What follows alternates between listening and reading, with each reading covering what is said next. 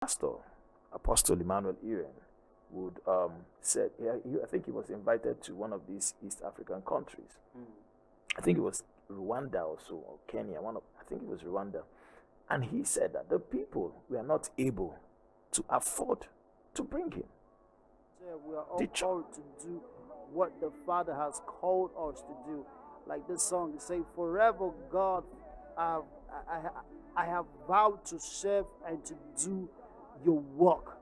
And today I have a guest in the building. He is one very strong, significant person once it comes to gospel music in the city of Abuja and at large.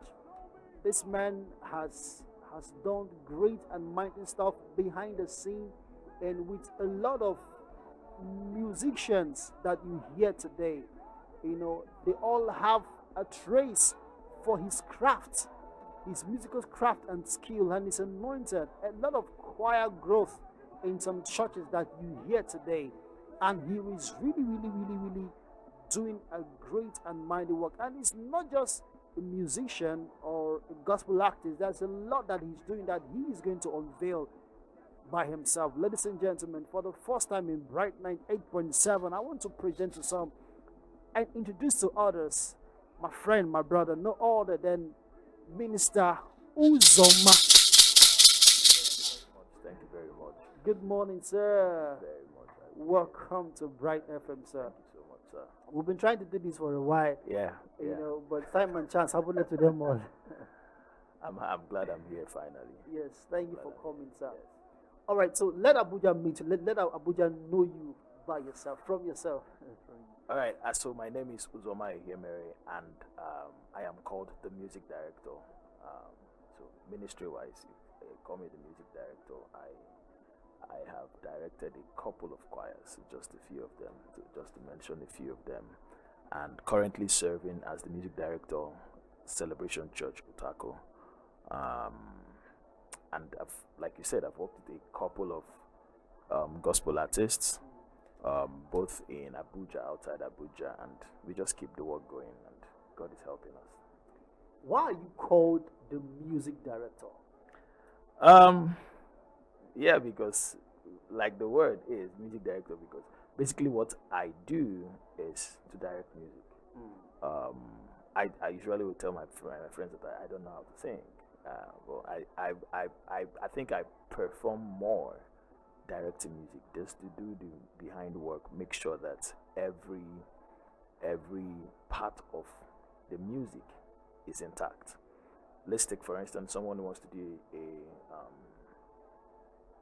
recording, a live recording. You don't know how to go about it. That's where we come in. We bring all the pieces together to make sure that recording goes well, from the BGVs to the musicians to the producers, everything, to make sure that the piece comes together. Also, when you have a song, there are people that are gifted in writing. Yeah. There are people that are gifted in arrangement. There's some people that are gifted in directing. I think I have that peculiar gift of music arrangement and music directing. So that's the strength there. And that is what Pastor Lawal now called the election of grace. Election. You get the point now. Yes, sir. Yes. All right. So, how come somebody who directs others doesn't know how to sing? I think I just actually use it to, because of the standards I look for. You understand? I would not even classify myself as a singer, even though I sing.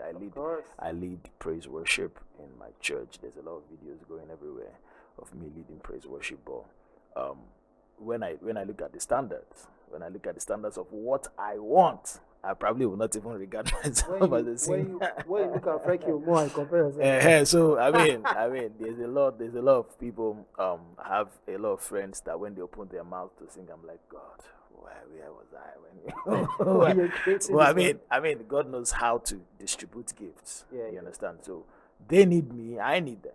So that's what makes everything go so beautiful. The song, I need it to survive. Yeah. We all need ourselves in this crazy. Definitely. Now tell us a little history of how do you become the music director?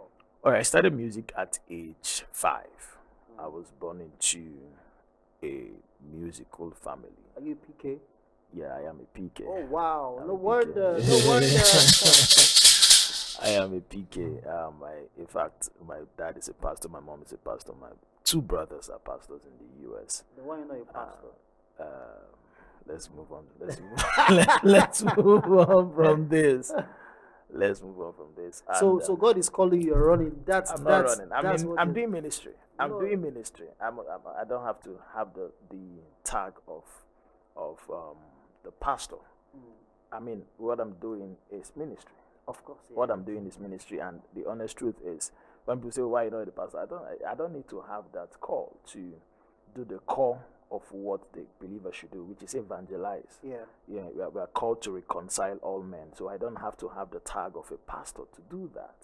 Once we are doing the work which we have been called to, which is reconciling all men back to Christ, That's right. then we're good to go. I don't need to have the title of a pastor. And that's the way I see it. I see what we do in music as a full ministry. It is a full ministry. So, like I said, I don't need to have that tag of a pastor. Yeah. So you were asking how I delved into music. I started music at age 5. I remember my dad buying the piano for us, and we'll have our big uncles that usually will play in church, then come to teach us and everything. Which church is it? AG or Equa? No, Living Word Ministries. Okay, I have. yeah. Oh, wow, Living wow. Word Ministries. Amazing. My dad is privileged to. He's privileged to be the vice president of the church. Oh, wow. So we grew up then in church doing music. My brothers also. So grounded in playing the keyboard. From there, we translated to playing the drums, the bass guitar, and when I look back, this has formed the foundation of music directing for me, because I'm able to translate what I have in my mind. I translate it to what I want to hear.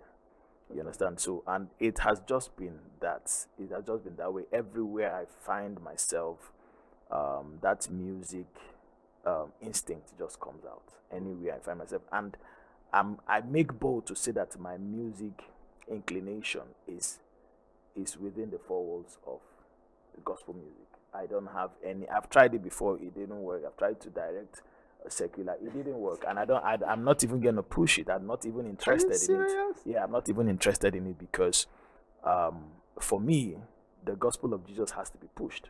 Wow. You understand? And it has to be pushed excellently well, and that's why I'm so passionate about directing music excellently well, because anything we are doing has to be as unto God, first of all. And if it is unto God, then it has to be excellently done. Yeah. Amazing.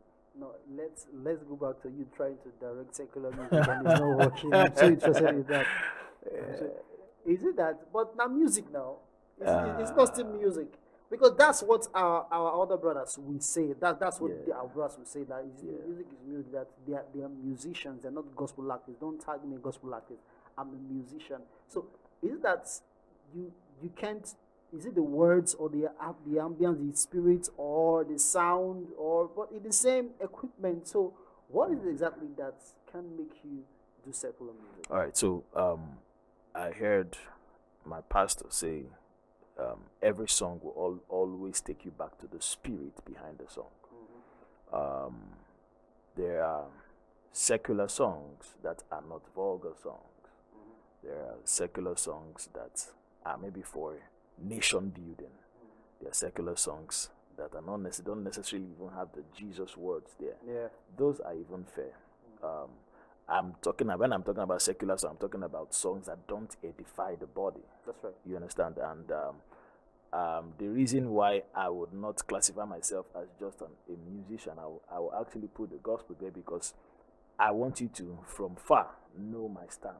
Whoa! Yeah, my stance has to be. It's clear. Yes, It's yes, clear where I yes. stand. I'm not.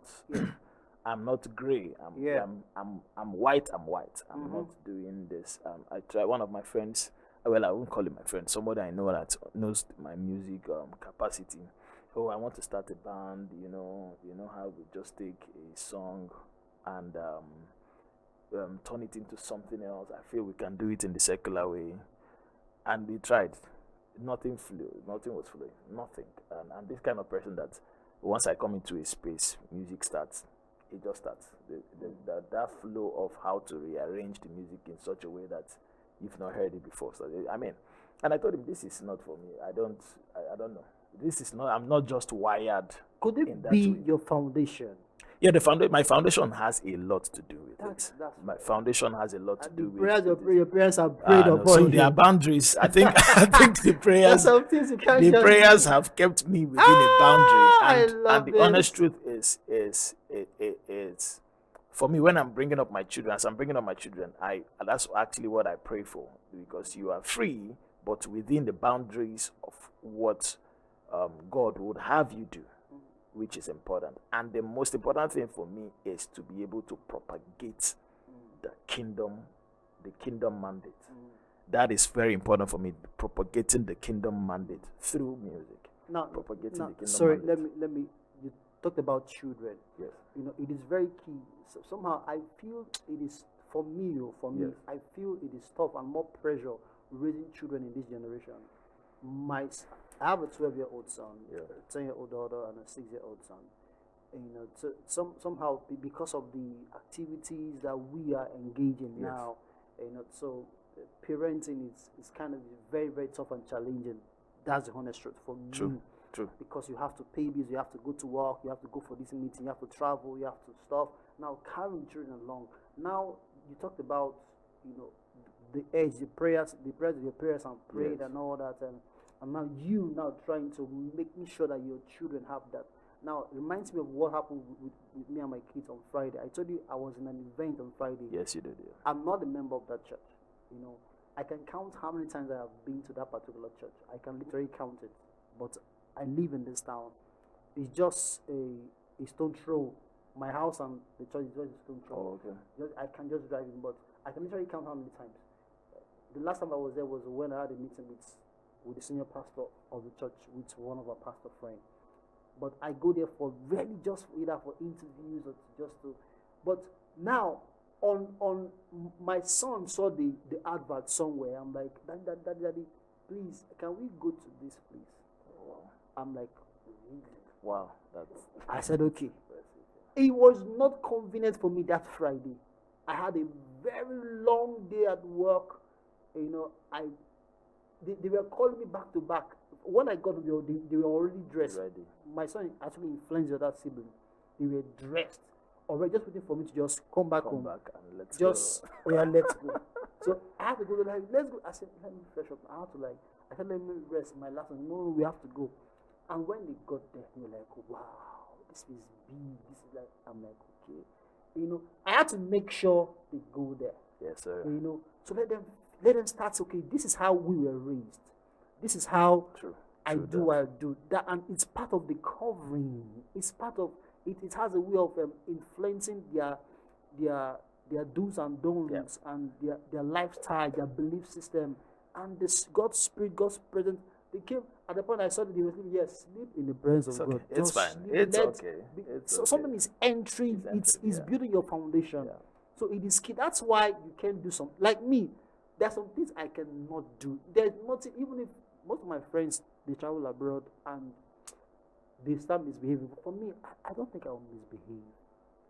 I don't think I'll my spiritual life. For me, I'm very sure. About yourself, Yes, because you can't influence me except I decided to be influenced. Yes. Somehow I don't wear neck chains or this is like the highest thing I can wear. I'm married. I hardly wear my wedding ring. Not for anything, because I grew up from a deeper life background. Oh, I see. And jewelries, wristwatches, I hardly do all that. Just because of now, I have to start doing it because of the foundation of as the trained my lifestyle, and somehow I know the truth now. I know where I am in Christ, but those that already formed me. So there are some things that you can't influence me to do. True. Sorry for cutting you. It's so interesting because for me, what I do is that I try to balance work and bringing up my kids. Yeah. Thank God for the kind of wife I married, who at some point had to give up her 6 figures paying job. Wow. Just for the kids.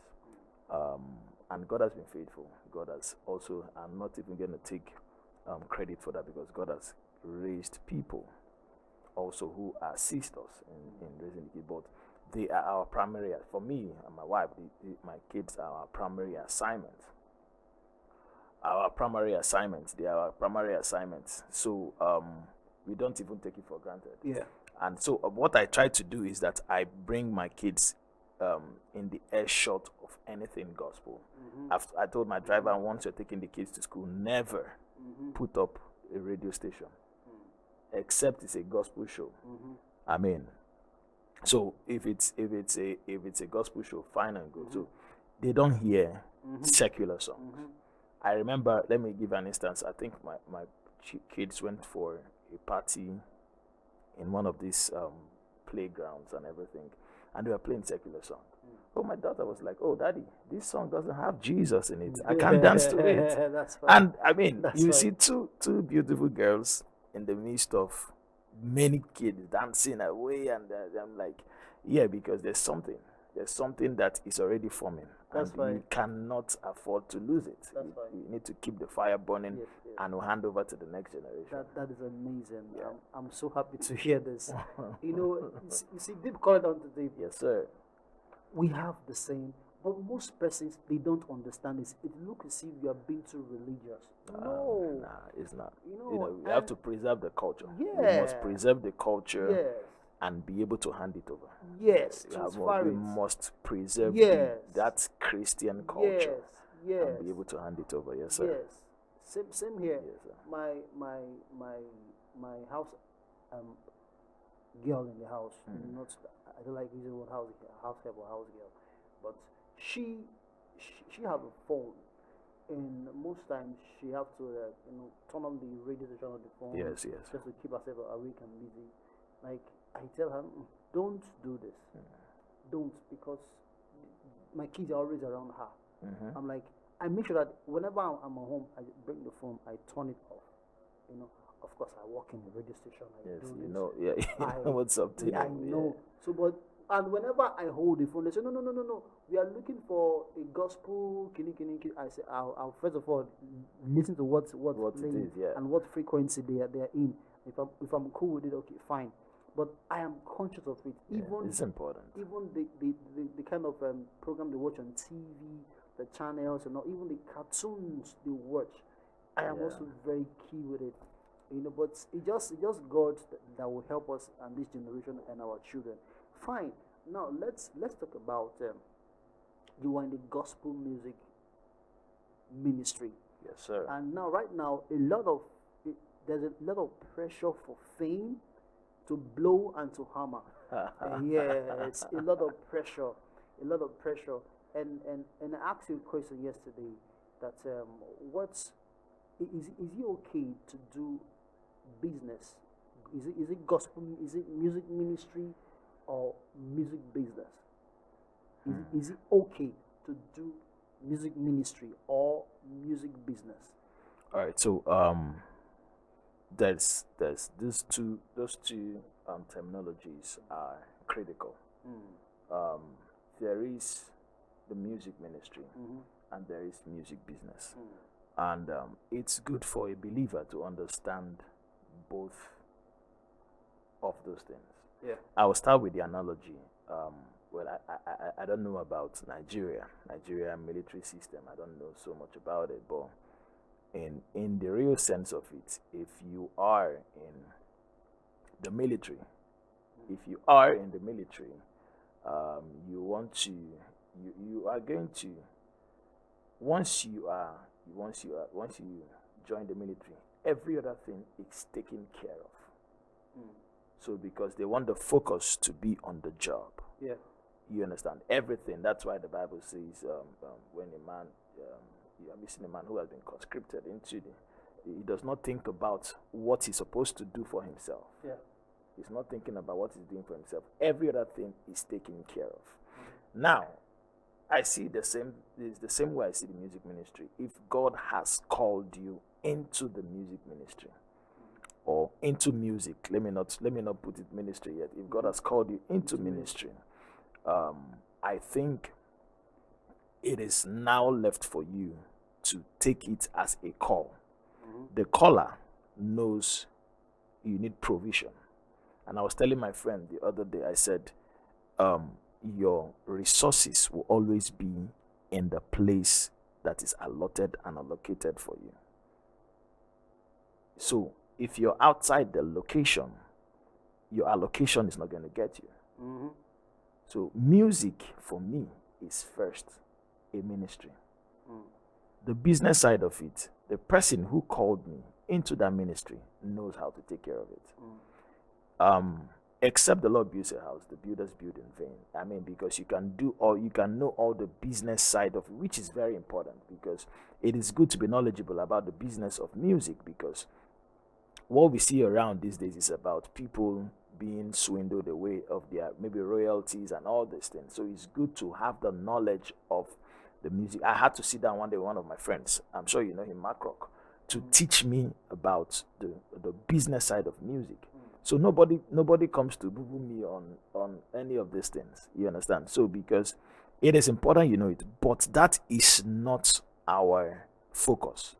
The focus is the ministry, reaching out to people with the music God has given us. That is the focus. And when we swap the focus with when we swap the minor for the major, then the issue becomes, you now see that's when greed comes into play. That's when strife comes into play. That's when all the nasty things that happen with the music industry, that's when it comes to play, because the focus has shifted. The focus for me is first ministry. It is first ministry. The business aspect of it, the truth of the matter is that we don't even know ourselves more than our Creator, God. We don't know ourselves more than our Creator. He knows how to connect you with people that will be able to lift you up. There's a great minister of God that he said God told him not to charge honorarium. Yeah. And he's doing great things. He's doing absolutely great things. In fact, I listened to my pastor say the first time he saw him face to face, he saw like bags of money leaving him. Even before he knew about the charity work or the good works that this particular pastor does. He already saw a vision of this guy, bags of money leaving him to other people. So this is someone who God told, do not charge anybody. This is a clear example of God taking care of his own. I don't know how to take care of myself more than the person who created me. So I'd rather do his work, face the work he has sent me, and allow him to take care of me the way he wants to. But when we, just like the Bible in Matthew says, seek ye first the kingdom of God, and all these things shall be added. All these things is what we are looking for. Everything is what everybody is trying to do a collaboration with a secular artist just to be able to penetrate into the market and everything. It is searching all these things. The major is to seek first and stay. There's this one thing is more important, to sit at my feet and learn. See, it is in the koinonia between you and God that every other thing is settled. True. So that's the way I see it. That's the way I see it.